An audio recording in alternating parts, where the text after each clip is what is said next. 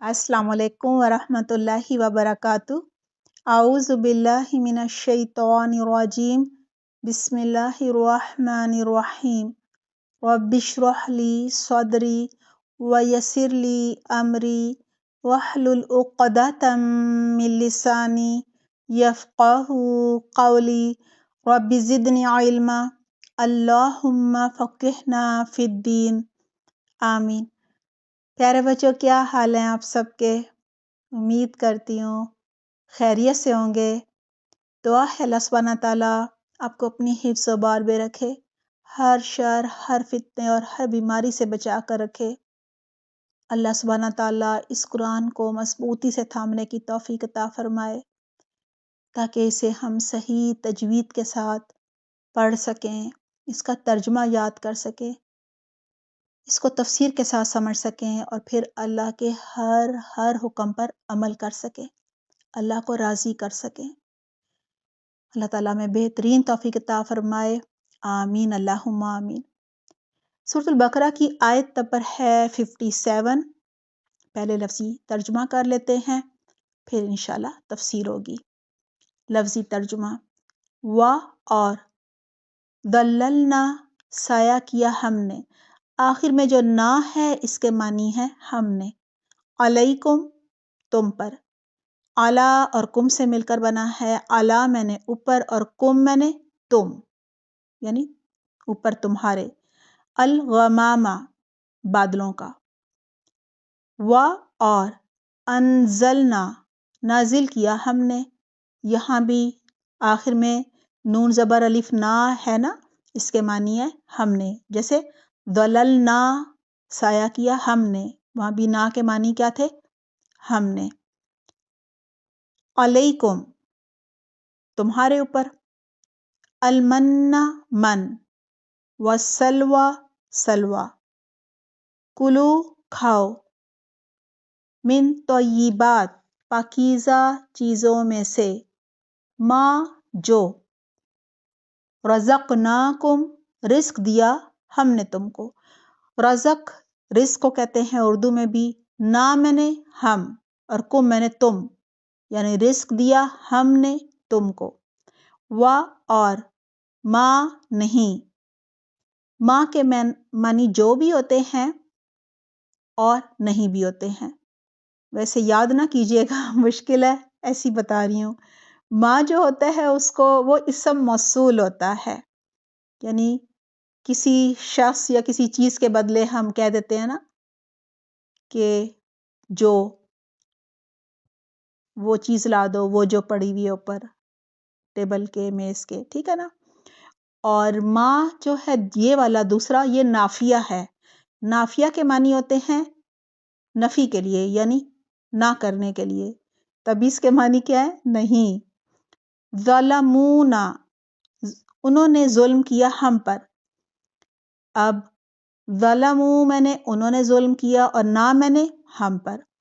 व और लाकिन मानी है लेकिन। कानू थे वो। अनफुसहुम अपने नफ्सों पर, अपनी जानों पर। यज़लिमून वो जुल्म करते। आयत है वज़ल्ललना अलैकुमुल गमामा व अंज़लना अलैकुमुल मन्ना वस्सलवा कुलू मिन तय्यिबाति मा रज़क़नाकुम वमा ज़लमूना वलाकिन कानू अनफुसहुम यज़लिमून। तर्जुमा है, हमने तुम पर बादलों का साया किया और तुम पर मनो सलवा उतारा और कह दिया कि हमारी दी हुई पाकीज़ा चीज़ें खाओ, यानी पाकीज़ा रिज़्क खाओ। उन्होंने हम पर जुल्म नहीं किया, बल्कि वो खुद अपनी जानों पर जुल्म किया करते थे। बनी इसराइल को मूसा अलैहिस्सलाम फ़िरौन से आज़ाद करवा कर लाए थे ना। कहाँ से आज़ाद करवाया था? मिस्र में था ना फ़िरौन। तो बनी इसराइल जो थे उनको मूसा अलैहिस्सलाम ने फ़िरौन से निजात दिलाई, यानी उसके जुल्म से जो वो बनी इसराइलों के بیٹے ذبح کر دیتا تھا نا، اور بنی اسرائیلیوں کی جو عورتیں ہیں بیٹیاں ان کو زندہ چھوڑ دیتا تھا. تو موسیٰ علیہ السلام نے ان کو آزاد کروایا بنی اسرائیلیوں کو فرعون سے، اور مصر سے ہجرت کس طرف کی تھی یاد ہے آپ کو؟ جی فلسطین کی طرف نا. اس ہجرت میں بنی اسرائیل نے برسوں یعنی کئی سال صحرائے تی میں سفر کیا. صحرا جانتے ہیں جہاں ریتی ریت ہوتی ہے، تی اس کا نام ہے. اس ہجرت کے دوران موسیٰ علیہ السلام سے بنی اسرائیل نے دھوپ کی شکایت کی کہ بڑی گرمی ہوتی ہے، بہت دھوپ ہے، سورج بڑا تیز ہوتا ہے، اس کی کرنیں بڑی تیز ہمیں شعائیں لگتی ہیں. تو اللہ سبحانہ تعالیٰ نے ان پر بادلوں کا سایہ کیا. ہے نا کتنا بڑا معجزہ کہہ لیں، اور بہت بڑی نعمت بھی. اسی کا ذکر اس آیت میں ہے، یعنی اس نعمت کا کہ اللہ نے بادلوں کا سایہ کیا. لہٰذا اللہ سبحانہ تعالیٰ فرما رہے ہیں، اپنی نعمت کا ذکر کر رہے ہیں، بنی اسرائیلیوں کو بتا رہے ہیں کہ دیکھو کیا کیا میں نے تم پر انعام کیے تھے. وَظَلَّلْنَا عَلَيْكُمُ الْغَمَامَ، اور ہم نے تم پر بادلوں کا سایہ کیا. وَأَنزَلْنَا عَلَيْكُمُ الْمَنَّ وَالسَّلْوَىٰ، اور ہم نے تم پر من و سلوہ اتارا. من جو ہے نا یہ شبنم کی طرح کی ایک دھنیے کے بیج جیسی میٹھی چیز ہوتی تھی. دھنیا ایک مسالہ ہوتا ہے نا براؤن سا گول گول، اس کو پیس کے بھی ڈالتے ہیں سالن میں اور کبھی کوٹ کے بھی ڈالتے ہیں. تو شبنم جس طرح پتوں پہ نہیں شبنم گرتی، بالکل اسی طرح سے یہ میٹھے میٹھے بیج ہوتے تھے وہ گرتے تھے، یعنی یہ ایک طرح کی سویٹ ڈش تھی، یعنی اوس کی شکل میں اوپر سے یہ برستی تھی. اور سلوہ جو ہے نا یہ بٹیر کی طرح کے پرندے ہوتے تھے. کہا جاتا ہے ان کے بڑے بڑے جھنڈ جو ہے نا وہ بالکل قریب آ جایا کرتے تھے، بنی اسرائیلیوں کے پاس جمع ہو جاتے تھے، اور بغیر محنت کے، کوئی محنت مشقت نہیں کرنی پڑتی تھی، آرام سے یہ انہیں پکڑ لیا کرتے تھے. یعنی پرندے بالکل بھاگتے نہیں تھے. ظاہر ہے اللہ تعالیٰ نے بھیجا تھا ان کے لیے رزق، تو یہ ان کو کبھی ٹکا بنا لیتے تھے اس کا، اور کبھی کچھ اور.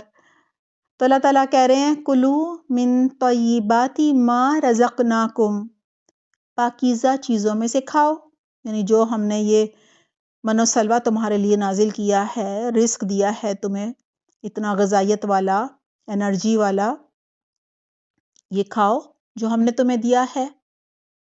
اللہ سبحانہ تعالیٰ نے بنی اسرائیل کو یہ حلال رزق دیا تھا من و سلوہ کی شکل میں نا، تاکہ وہ اپنے مقصد پر فوکس رہیں، یعنی اپنا سفر جسے ہجرت کہتے ہیں نا وہ جاری رکھ سکیں. اور اگر وہ کھیتی باڑی کرتے، سبزیاں اگاتے، اور جو ان کو شوق تھے لہسن، پیاز، ساگ، دالیں یہ اگاتے، تو پھر ہجرت کیسے کرتے، سفر کیسے کرتے؟ پھر تو ظاہر ہے آپ کو فصل اگانی پڑتی ہے، پانی دینا پڑتا ہے، پھر اس کو میں کھاد بھی ڈالنی پڑتی ہے نا، اور کیڑے مارنے کی دوا بھی ڈالنی پڑتی ہے، خیال بھی رکھنا پڑتا ہے پرندے ہی نہ کھا جائیں چھوٹے چھوٹے پودوں کو. پھر وہ فصل بڑی ہوتی ہے، پھر کاٹنا ہوتا ہے، پھر جیسے فرض کرے گندم ہے تو پیسنا ہوتا ہے، آٹا بنانا ہوتا ہے، پھر ہی روغنی نان بنے گا نا. تو یہ تو کام سفر میں نہیں کر سکتے. آپ کہیں پہ کوئی فصل اگا دیں اور آپ آگے چلے جائیں بیج بو کے، کون خیال رکھے گا ان کا؟ چلیں فرض کریں وہ خود ہی اگ گئے، تو اب آپ کیا واپس آئیں گے سفر چھوڑ کے کہ او میری فصل اگ گئی ہوگی؟ ایسا ممکن نہیں ہے نا. تو اس طرح تو جہاد نہیں ہو سکتا، ٹھیک ہے، ہجرت بھی نہیں ہو سکتی. مقصد پانے کے لیے تو بڑی بڑی قربانیاں دینی پڑتی ہیں، زبان کے ذائقے جو ہیں یہ ختم کرنے پڑتے ہیں، سادہ زندگی گزارنی پڑتی ہے، کھانا پینا بھی سادہ، اور باقی سب کچھ بھی، رہن سہن بھی. اور مقصد پانے کے لیے یعنی فلسطین کو دوبارہ حاصل کرنے کے لیے بنی اسرائیل کو جہاد بھی کرنا تھا۔ لیکن بنی اسرائیل اپنے مقصد کو بھول گئے اور زبان کے مزوں میں یعنی ذائقوں میں پڑ گئے اور کہنے لگے کہ ہم تو من و سلوہ سے تنگ آ گئے ہیں۔ جیسے پہلے بات ہوئی، ہمیں تو لہسن چاہیے، پیاز چاہیے، ساگ چاہیے، ککڑی چاہیے، دالیں چاہیے۔ اللہ سبحانہ تعالیٰ نے بنی اسرائیل کو یہ بھی کہا تھا کہ من و سلوہ کل کے لیے نہ جمع کیا کرو کیونکہ وہ تو روز اترتا ہے، لہٰذا اللہ پر توکل کرو، اللہ پر بھروسہ کرو، وہ تمہیں روز رزق دے گا۔ لیکن بنی اسرائیل نے ہرس اور لالچ کی وجہ سے سلوہ جو بٹیر کی طرح ہوتے تھے نا پرندے، ان کو جمع کرنا شروع کر دیا۔ ظاہر پکا کے جمع کرتے تھے نا، اس طرح گوشت جو ہے وہ پھر خراب ہونے شروع ہو گیا، سڑنے لگا۔